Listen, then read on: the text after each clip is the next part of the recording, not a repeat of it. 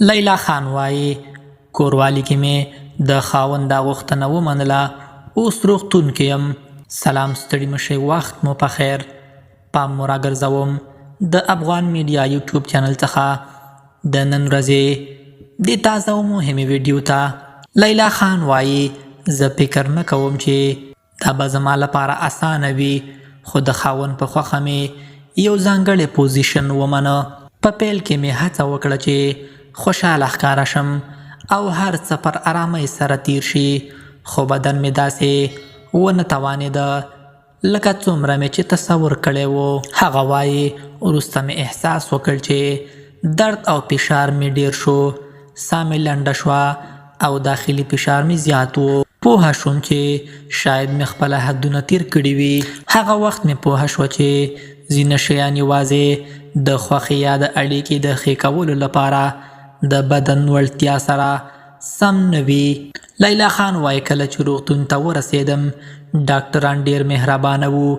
هغوی زما ستونزه معاینه کړه، ټسټونه یې وکړل او راته یې وویل چې د بدن د حفاظت لپاره باید تل احتیاط وکړم.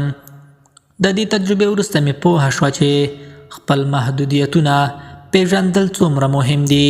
زه اوس د دې تجربې له لارې زده کړل چې جنسي اړیکه یوازې د خاوند خوښي نه ده، بلکې زما خپل راحت او سلامتۍ ته هم اړتیا لري.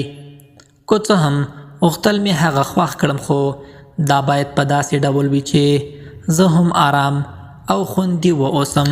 اوس زه هڅه کوم چې له دې تجربې زده کړه وکړم، د خپلو احساساتو او بدن د محدودیتونو په اړه صادقانه خبرې وکړم او تل مخکې له دې چې کوم ځانګړی پوزیشن ومنم خپل ځان ته لومړیتوب ورکړم.